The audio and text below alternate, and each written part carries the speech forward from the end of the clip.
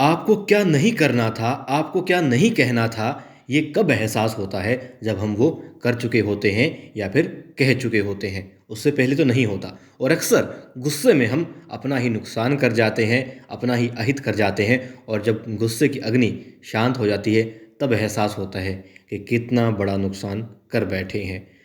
रुक जाते, ठहर जाते, संभल जाते, बस कुछ लम्हों की तो बात थी।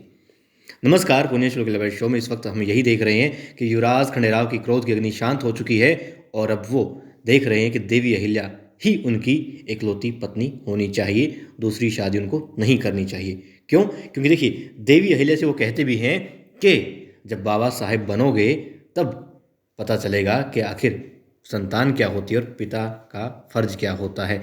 यानी यहाँ पर वो याद कर रहे हैं उन बातों को जो उनके बाबा साहेब या उनकी माता जी ने उनको अक्सर कही है गलतियां करने पर। और अब बहुत बड़ी गलती कौन सी कर चुके हैं? पार्वती से शादी की हाँ की। वो देवी अहिल्या से कहते हैं, मतलब देखिए, क्रोध की अग्नि जब शांत हुई तब उन्हें इन चीज़ों का एहसास हुआ, तब ये चीज़ें याद आई कि उनकी पहली परम मित्र कौन है, पक्कम पक्की दोस्त कौन है, बचपन की सहेली कौन है, पहला प्यार कौन है, पहली पत्नी कौन है और पहले संतान की होने वाली माँ कौन है। ये सारी बातें युवराज याद करते हैं एहसास के साथ में। हर चीज़ का एक एक बारीकी से, हर सांस के साथ में वो एहसास था उनका कि पत्नी देवी अहिल्या, बच्चे की माँ, पहली और आखिरी दोस्त, पक्कम पक्की दोस्त।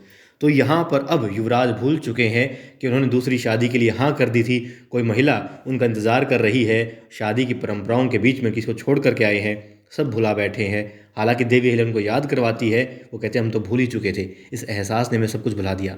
और यहाँ पर वो चाहते हैं कि सिर्फ और सिर्फ देवी अहिल्या ही उनकी पत्नी रहे, क्योंकि अब जितनी गलतफहमियां थी वो सिर्फ इस भाव ने बदल दी है कि देवी अहिल्या गर्भवती है और इस वक्त युवराज को उनकी और देवी अहिल्या को युवराज की बहुत ज़्यादा आवश्यकता है, एक दूसरे के साथ की दोनों को आवश्यकता है। तभी उनकी जो होने वाली संतान है वो माता पिता के इस भाव को समझ पाएगी, रिश्ते को समझ पाएगी। इसलिए युवराज चाहते हैं कि बाकी सारे रिश्ते जो जोड़ने जा रहे थे किसी से भी, वो रोक दिए जाएं और सिर्फ देवी अहिल्या ही उनके पास हो। इसलिए अब ऐसा लग रहा है कि युवराज खंडेराव इनकार कर देंगे इस शादी के लिए और पार्वती को बीच मंडप में वो छोड़ आए हैं।